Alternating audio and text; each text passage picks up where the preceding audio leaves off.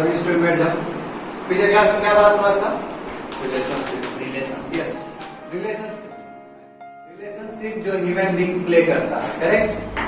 उसमें हम लोगों ने जानने का प्रयास किया कि पब्लिक रिलेशनशिप और private relationship, public and private. First क्या जान रहे थे हम लोग? प्राइवेट के बारे में। तो प्राइवेट में हम लोगों ने क्या बात किया कि इंडिविजुअल ऑब्लिगेशन क्या होता है और कम्युनिटी ऑब्लिगेशन क्या होता है, उसके बारे में चर्चा हुआ था क्लास में। और इसमें हम लोग जानेंगे कि इंडिया में कुछ अलग है। इंडिया में इसलिए अलग है क्योंकि जो प्राइवेट हम जो रोल प्ले करते हैं या प्राइवेट जो एथिक्स फॉलो करते हैं, उसमें मॉरल कोड ऑफ कंडक्ट तो है ही घर का या फ्यू मेंबर्स का, साथ साथ रिलीजियस इंस्टीट्यूशन या फिर कॉन्स्टिट्यूशनल प्रोविजंस भी हमें क्या करता है? ऑब्लिगेटरी देता है, ऑब्लिगेशन देता है। यस, आपको ये ड्यूटी फॉलो करना होगा, चाहे हम DPSP का बात करते हैं, चाहे हम फंडामेंटल राइट्स का बात करते हैं, हर एक चीज में प्राइवेट एथिक्स को भी बल देने का प्रयास किया गया है उसमें। आज हम ऑल टुगेदर जानने का प्रयास करेंगे पब्लिक रिलेशन क्या होता है, क्योंकि हम जानते हैं इस बात को कि पब्लिक और प्राइवेट इसमें भी बहुत लाइन जो है बहुत थी है, कभी ये चीज इधर चला आएगा, कभी ये चीज उधर चला जाएगा, है ना। जैसे मान लो कि अभी जो तुम लोग अभी पब्लिक रिलेशनशिप में हो सकता है कि यहाँ का गुस्सा हो सकता है हम प्राइवेट भी निकाल सकते हैं, या प्राइवेट का गुस्सा हो सकता है हम पब्लिक में भी निकाल सकते हैं। तो इस तरह का एक थिन लाइन, कोई टोटल सेपरेशन नहीं है, बात समझे। और उसके ऊपर हमने एग्जांपल भी दिया था, अटल बिहारी वाजपेयी का, बिल क्लिंटन का एग्जांपल दिया था, हमारे अभी के जो PM है नरेंद्र मोदी के ऊपर भी एग्जांपल दिया था मैंने कि कितना सही है प्राइवेट एथिक्स को पब्लिक एथिक्स में देखना, कितना सही है, बात समझे। इसके बारे में चर्चा हुआ था पिछले क्लास में। Today we will try to see public relation. आज हम जानेंगे पब्लिक रिलेशनशिप के बारे में, और उसके बाद हम लोग देखेंगे कि दोनों में अंतर क्या होता है, पब्लिक और private. Fine, now let's start the class with the private relationship. तो हमको जरा बताना, तुम लोग इनपुट देना कि प्राइवेट पब्लिक रिलेशनशिप क्या है। Yes Komal, tell me what is the public relationship? क्या होता है पब्लिक रिलेशनशिप?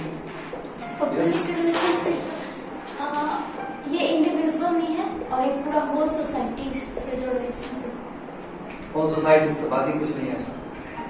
क्या होता है पब्लिक रिलेशनशिप अंकित? सोसाइटी के लिए तो कम्युनिटी वाला हो गया, हो तो इंडिविजुअल प्राइवेट वाला बात हो गया। ये ऑर्गेनाइजेशन का बात है, हम ऑर्गेनाइजेशन का हिस्सा है, उसमें हमारा क्या रोल? बात समझे? समझ में आ रहा है कुछ चीज? ये कॉम्प्लेक्स है, इतना आसान नहीं है, कॉम्प्लेक्स है। ये रिलेशनशिप क्या है? कॉम्प्लेक्स रिलेशनशिप है। इसमें इस रिलेशनशिप में कॉन्फ्लिक्ट ऑफ इंटरेस्ट है, कॉन्फ्लिक्ट ऑफ रोल है। Yes, conflict of interest involve है कि नहीं? जैसे कि तुम लोग को बोलते हैं कि कल के दिन में IAS बनोगे और पिताजी लाइन में लगे हुए हैं, तो कॉन्फ्लिक्ट ऑफ इंटरेस्ट का बात आया कि नहीं आया? यस। यानी कि ये पब्लिक रिलेशनशिप बहुत कॉम्प्लेक्स इश्यूज है, बहुत कॉम्प्लेक्स है, इतना आसान नहीं जितना आसान तुम लोगों को लग रहा है। ठीक है, दूसरा क्या? कॉन्फ्लिक्ट ऑफ इंटरेस्ट है और कॉन्फ्लिक्ट ऑफ रोल है। इसमें सभी चीज इसके अंदर आए हैं। इसमें कॉन्ट्राडिक्टरी वैल्यूज भी है, यानी कि जो चीज तुमको प्राइवेट में सही लग रहा हो सकता है इसमें गलत लग जाए। प्राइवेट में कितना सहानुभूति कितना सही लगता है, हो सकता है इसमें सहानुभूति करो तो ऑर्गेनाइजेशन को दिक्कत हो सकता है उस चीज से। यदि कोई मान लो कोई बर्डन है, बेकार है, बेकार एम्प्लॉय है, उसके प्रति सिंपैथी करोगे तो पूरा ऑर्गेनाइजेशनल सेटअप में दिक्कत हो जाएगा। तो इसमें बहुत सारे कॉन्ट्राडिक्टरी वैल्यूज भी है।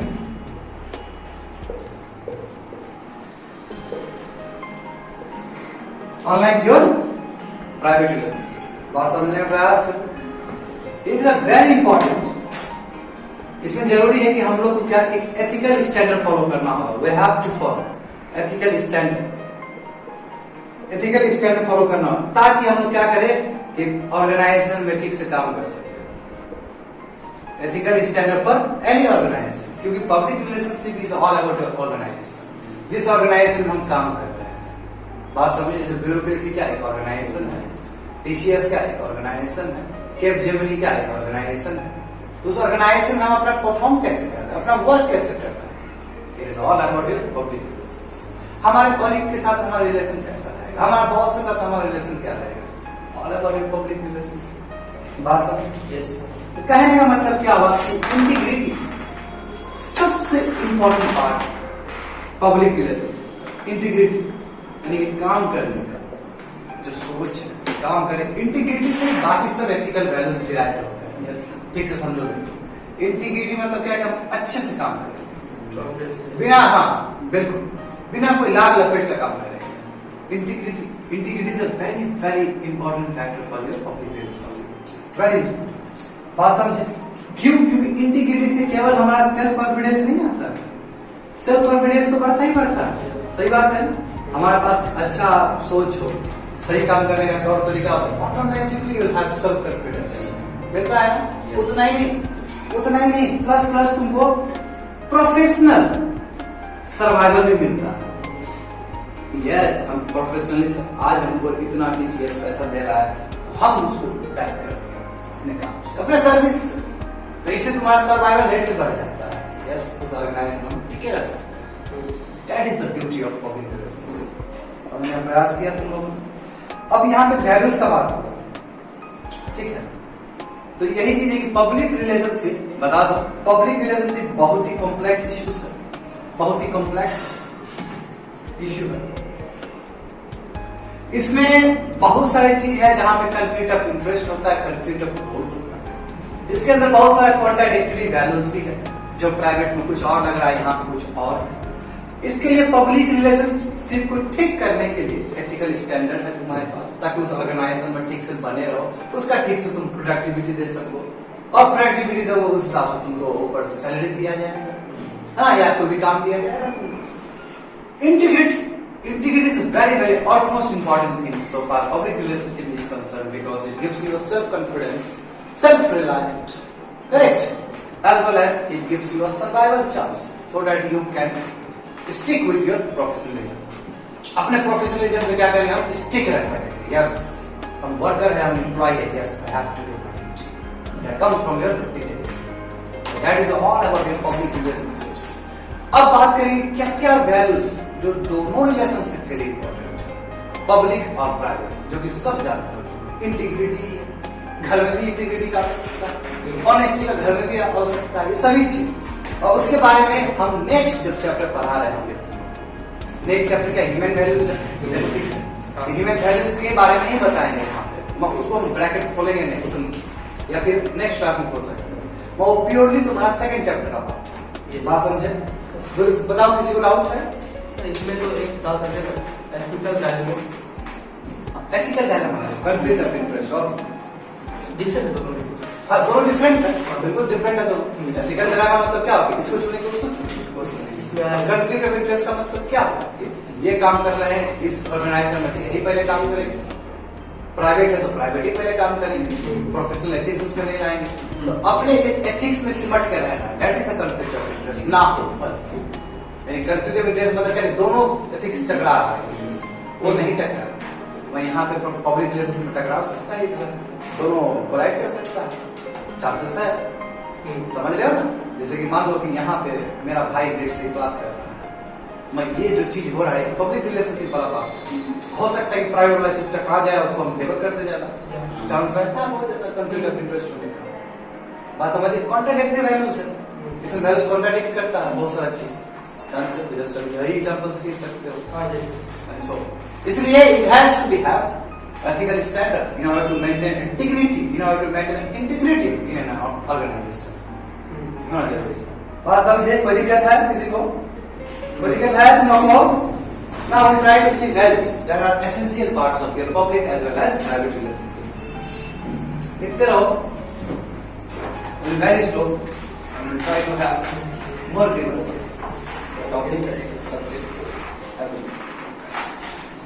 देखो, ये तुम जानते हो ये सभी चीज, इसलिए हम कह सकते हैं कि वैल्यूज इन रिलेशनशिप, कौन सा रिलेशनशिप? दोनों values in public as well as private. यहाँ पब्लिक लेकर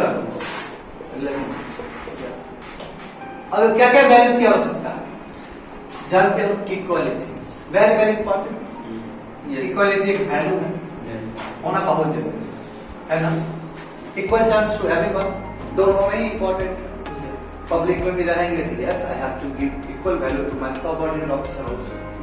हमसे जो नीचे रैंक में उसको भी इक्वलिटी देना होगा, ऊपर भी देना। यस सर, ठीक। ऑनेस्टी दोनों जगह काम आएगा, घर में भी ईमानदारी से रहेंगे, बाहर भी ईमानदारी से रहेंगे। ऑनेस्टी, डिसिप्लिन जैसे आकाश ने मेंशन किया यस, बड़े बड़े गोल के लिए डिसिप्लिन की बहुत आवश्यकता है। करेक्ट बात है। Yes, we require discipline in both the fates, in both the relations, whether in house or whether in our office. So discipline की आवश्यकता है यहाँ पे। तीसरा देखो, यस अंडरस्टैंड, हमको समझना प्रॉब्लम्स, अंडरस्टैंडिंग में वैल्यूज समझना, बात समझ लो। कमिटमेंट, डेडिकेशन, सब वहीं से आ जाएगा। कमिट करना, यस ऑर्गेनाइजेशन हमको इतना काम दिया, I have to do within a time framework. बात समझे। Respect, very very important, respect करना होगा, घर में भी रेस्पेक्ट करना होगा, बाहर भी रेस्पेक्ट करना होगा अपने कॉलीग्स को, ठीक है। और वैल्यूज देखो जो तुम लोग जानते हैं, इंटीग्रिटी इंपॉर्टेंट, इंटीग्रिटी करना होगा, fairness, justice, Yes. Fairness, very very important values both the relations. और लॉयल्टी, लॉयल होना होगा, काम कर लिया भाग गया, जहां थाल में खाए वहां चेक नहीं करना है, बात समझ रहा है ना।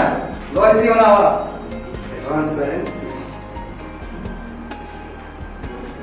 ट्रांसपेरेंसी, अकाउंटेबिलिटी, नहीं से अकाउंटेबिलिटी खींच सकते हो, अकाउंटेबिलिटी। और देखो दोनों में जरूरी वाला चीज है, ये कॉमन चीज ना बोलेंगे हम। लॉयल्टी होना चाहिए, ट्रांसपेरेंसी होना चाहिए, और सबसे इंपॉर्टेंट रिस्पॉन्सिबिलिटी।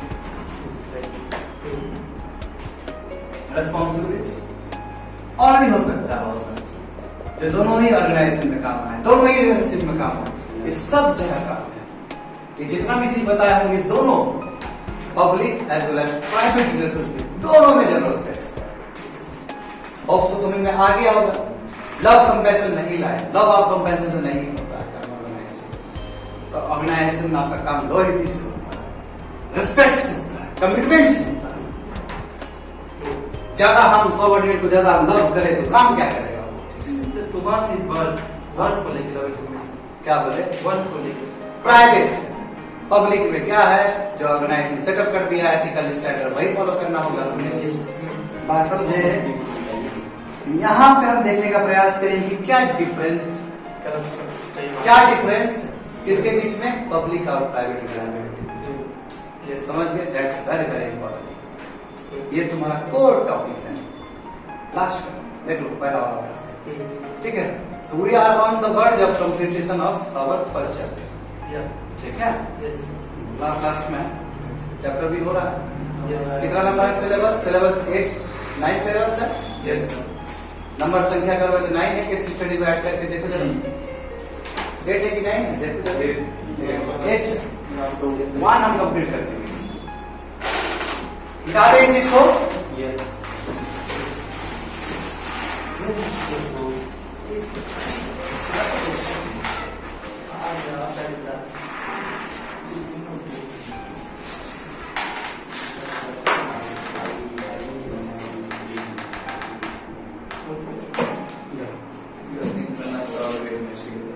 रिलेशनशिप से पहले मैं तुम लोगों को एक चीज और बताना चाहूंगा। अच्छा, कॉन्फ्लिक्ट ऑफ इंटरेस्ट तो हो गया ना बात? चलो डिफरेंस ही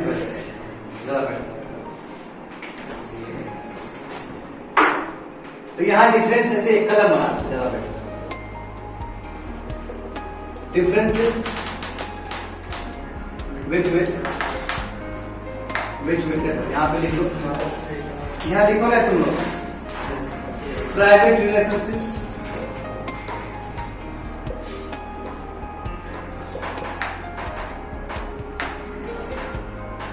और यहाँ पे public relations.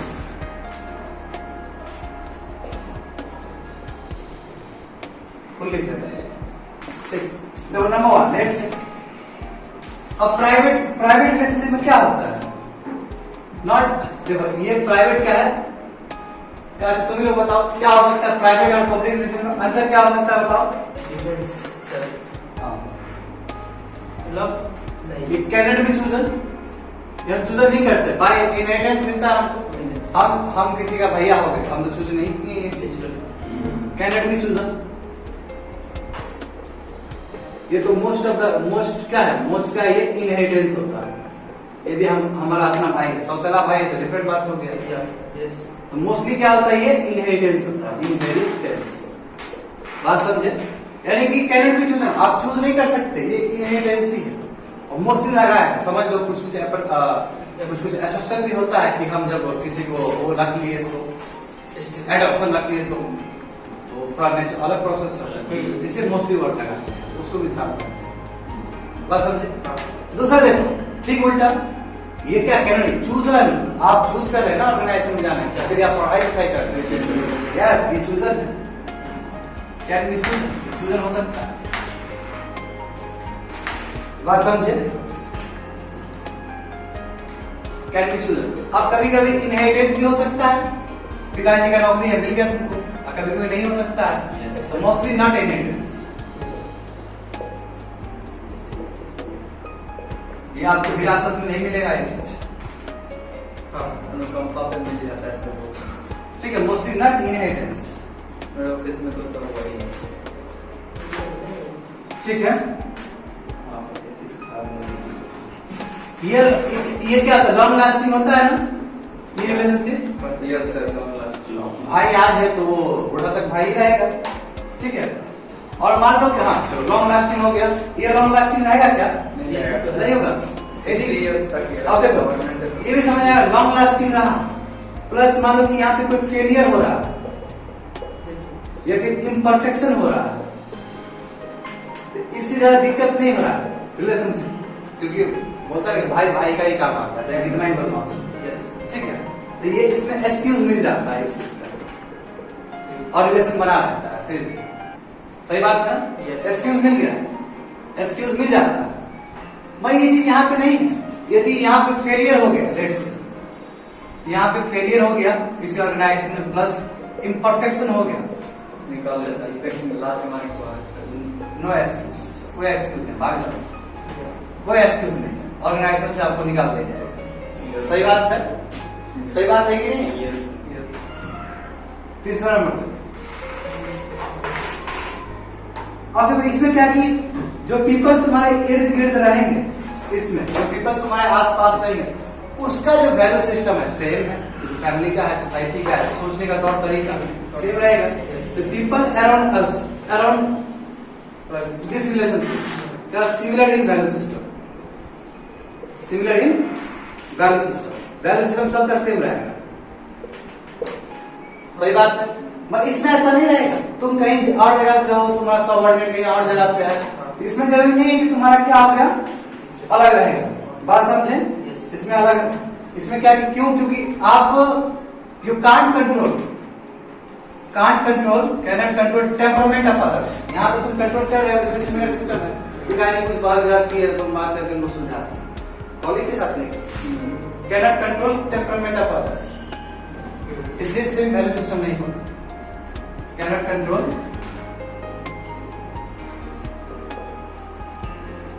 temperament of others,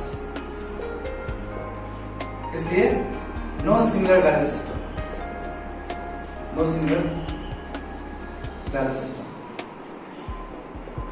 समझ गए बात को? अब देखो इसमें, देखो हम क्या करेंगे कि यहाँ इसमें जो प्राइवेट रिलेशनशिप है हमारा, वो लिमिटेड नंबर ऑफ पीपल है, भाई है, एक है, दो है, जो भी लिमिटेड नंबर है, लिमिटेड नंबर ऑफ पीपल। सही बात है, समाज का आदमी भी 1 2 है 3 है, तो स्टैटिक है, हमेशा उतना ही है, जगह चेंज हुआ तो भी वो उतना ही। हाँ अपने, बट इसमें ऐसा नहीं, ऑर्गेनाइजेशन में आज दूसरे ऑर्गेनाइज हो सकता है, बहुत फ्लोरिश कर जाए, अनलिमिटेड होगा और uncertain, unlimited people, unlimited people, या फिर अनसर्टेन पीपल, कितना भी आ सकता है फ्यूचर में। बात समझ रहे हो तुम लोग? जल्दी लिखो, मिटाएंगे। हो गया सर,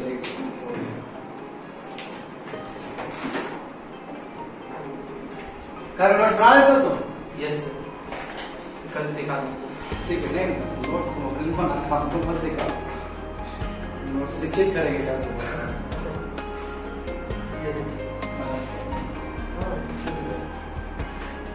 और लिखा करो, हमेशा एडिशन किया करो। घर जाते 2 दिन 3 दिन लेट हो जाएगा तो गलत हो जाएगा। एक दिन ऐसा क्या करो कि जब एथिक्स का पढ़ते हो ना तुम घर में जाके बैठ के कॉपी में लिखो सब ये बोलते वक्त क्या बोले थे और क्या पॉसिबिलिटी है इसके अंदर आने का, सब लिखते रहो लिखते रहो लिखते रहो, एक पूरा बंची बना दो कॉपी का।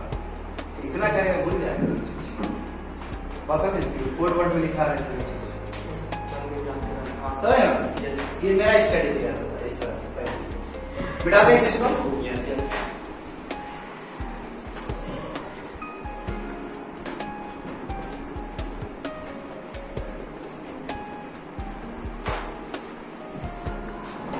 अब देखो और क्या हो सकता है, और भी बहुत सारा चीज हो सकता है। इसका ऑब्जेक्टिव डिफरेंट रहेगा, प्राइवेट रिलेशनशिप का ऑब्जेक्टिव हमेशा डिफरेंट रहेगा। इसका ऑब्जेक्टिव क्या है बताओ जरा स्टूडेंट्स, इसका ऑब्जेक्टिव क्या रहेगा बताओ जरा, ऑब्जेक्टिव क्या रहेगा?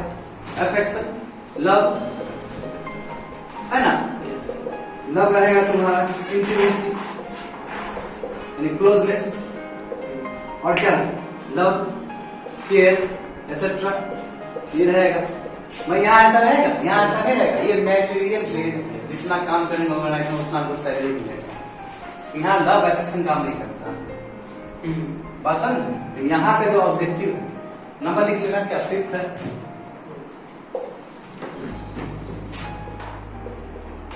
पब्लिक रिलेशनशिप में क्या है तुम्हारा काम डिफरेंट, तुम्हारा काम है मैटेरियल गेम्स।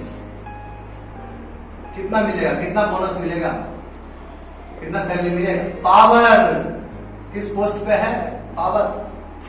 आईएससी क्यों बनना है? पावर के लिए बनना है, जो तुम लोग बोलते हो रेस्पेक्ट, इज्जत, ऑथोरिटी, स्ट्रेंथ, इस चीज के लिए बाबू ऑब्जेक्टिव है। बात समझे।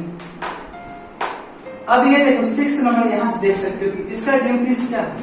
इसका जो ड्यूटीज है, अब कोई करता भी है नहीं भी करता है, कभी वॉलंटरी हो जाता है, कभी इनवॉलंटरी हो जाता है। वॉलंटरी और इनवॉलंटरी दोनों हो सकता है, सही बात है कि नहीं? वॉलंटरी भी हो सकता है, इनवॉलंटरी भी हो सकता है। और ये ड्यूटीज किस तरह इंपोज किए जाते हैं? अब करना है या फिर आप इनवॉलंटरी बोलते हैं, आपको करना ही होगा। किस कोड पे? एक तो मोरल कोड पे, प्लस रिलीजियस कोड पे, प्लस कॉन्स्टिट्यूशनल कोड करना होगा आपको, या फिर कॉन्स्टिट्यूशनल मतलब पर्सनल कोड।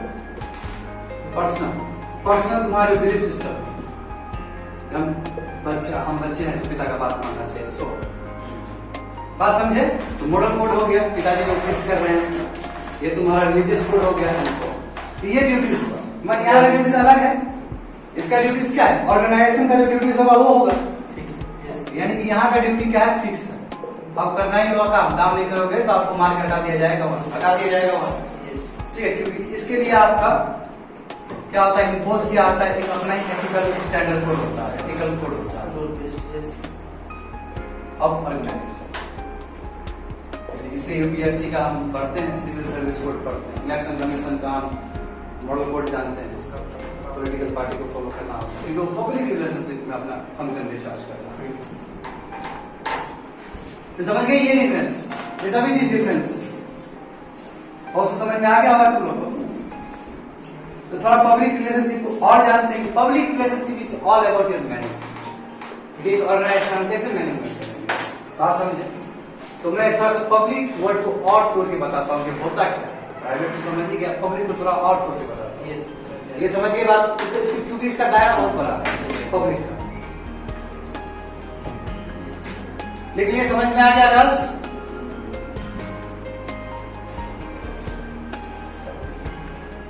कंपटीशन भी डिफरेंस हो सकता है सर। प्राइवेट में सर कोई कंपटीशन नहीं है और पब्लिक में कंपटीशन। हाँ बिल्कुल बिल्कुल बिल्कुल हो सकता है।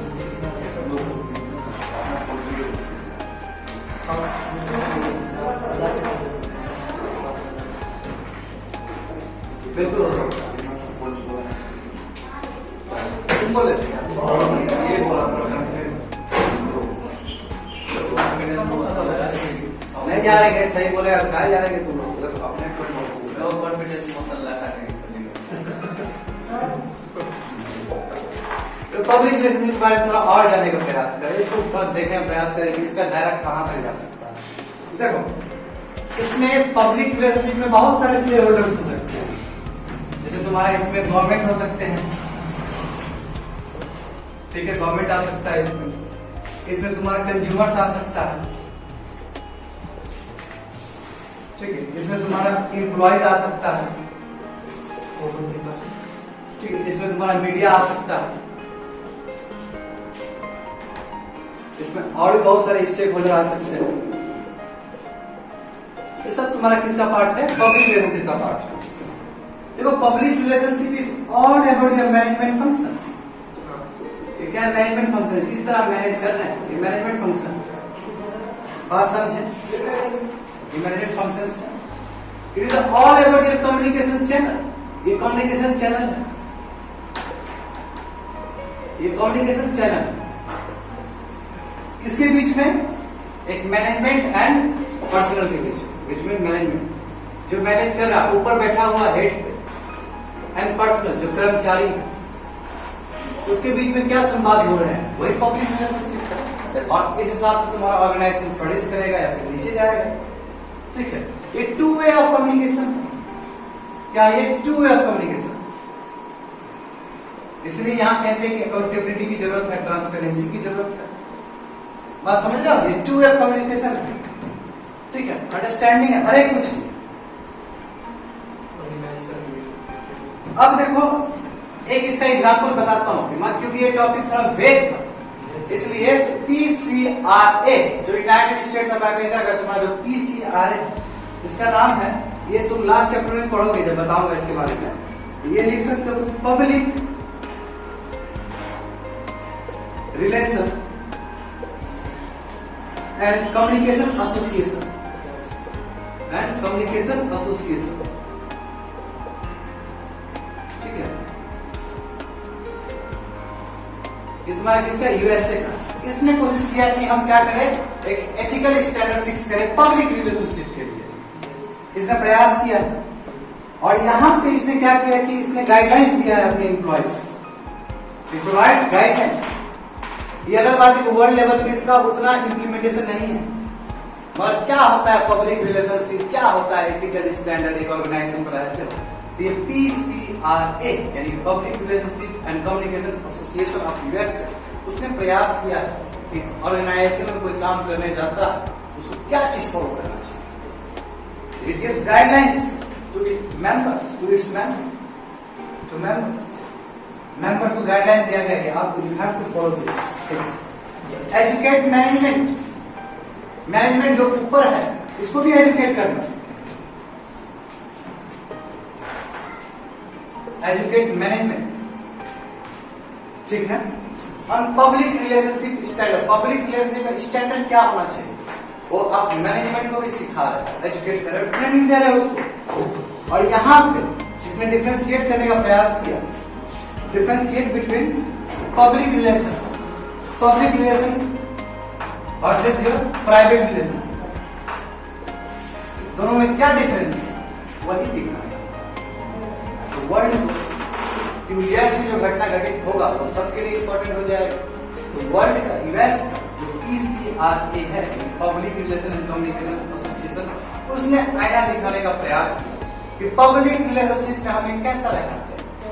नंबर 1 क्या है कि गाइडलाइंस दिया अपने मेंबर्स को, yes you have to follow some degree of standard, some form of standard. Number second you have, second क्या है, educate management on ethical standards. Ethical standard क्या है मैनेजमेंट के लिए। थर्ड वन, क्या डिफरेंस है प्रोफेशनल एथिक्स और public ethics. पहली बात को पर्सनल वही पर्सनल या प्रोफेशनल, पब्लिक प्राइवेट दोनों तुम पब्लिक प्राइवेट या प्रोफेशनल कह सकते हो। बात समझे।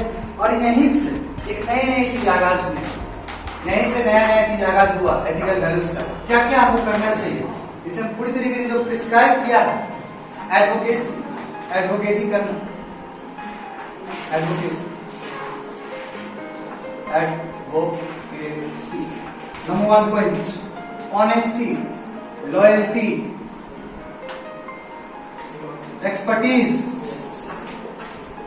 एक्सपर्टीज होना, बात समझे। लॉयल्टी हो गया, फेयरनेस,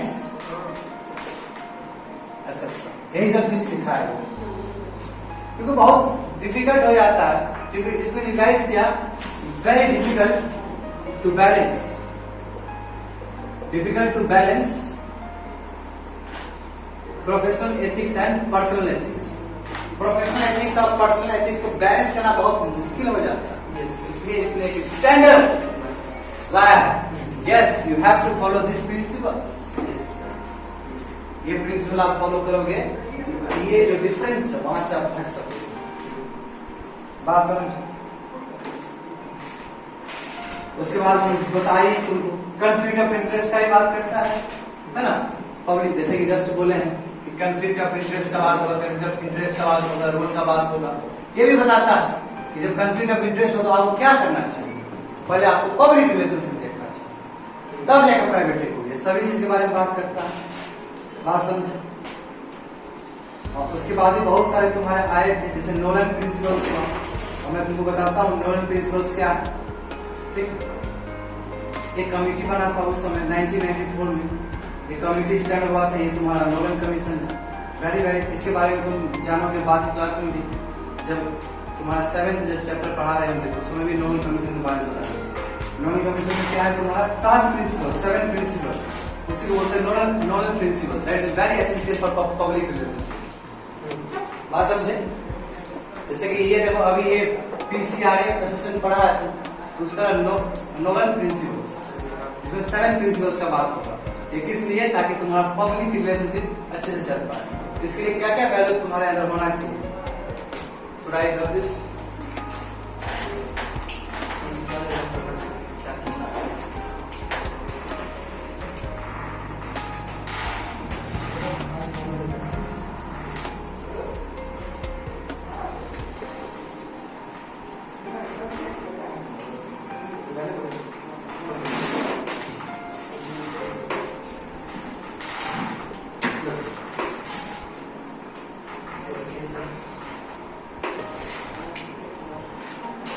एथिक्स से पब्लिक रिलेशनशिप, पब्लिक सर्विस, इसके लिए क्या पढ़ने वाले हैं? Nolan principles. ठीक है, ये यूके का कंट्रीब्यूशन है। बात समझिए? यूके गवर्नमेंट का कंट्रीब्यूशन, नोलन प्रिंसिपल 1994 में एक जो लॉर्ड नोलन थे उनके एक गाइडलाइंस में बना हुआ चीज है। उसमें बात किया गया कि yes, you have to follow some values that are crucial for public service. Public service के लिए बहुत important. Number 1 is your selflessness. Selflessness, काम कर रहे हो अपना स्वार्थ नहीं देखो। ठीक है, पब्लिक सर्विस जब कोई चीज पब्लिक सर्विस कर रहे हो, पब्लिक रूल से बड़ा बात है। पब्लिक सर्विस ब्यूरोक्रेसी वाला काम कर रहे हो, सेल्फलेसनेस। दूसरा इंटीग्रिटी,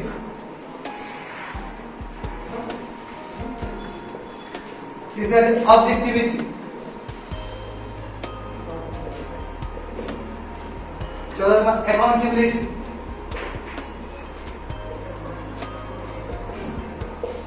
ओपननेस यानी ट्रांसपेरेंट,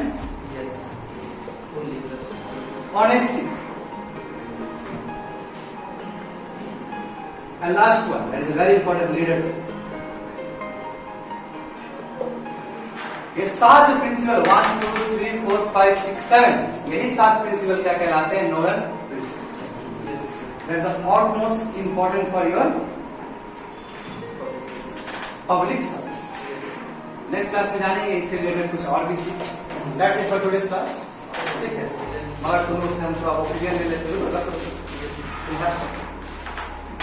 कुछ डाउट है तुम लोग को रिगार्डिंग एनीथिंग टुडेस क्लास? तो तुम लोग थोड़ा और ले लेते हैं, इनपुट ले लेते हैं प्रिंसिपल इसका प्राइवेट रिलेशनशिप और प्राइवेट और पब्लिक रिलेशनशिप का इनपुट ले लेते, ज्यादा बेटर रहेगा।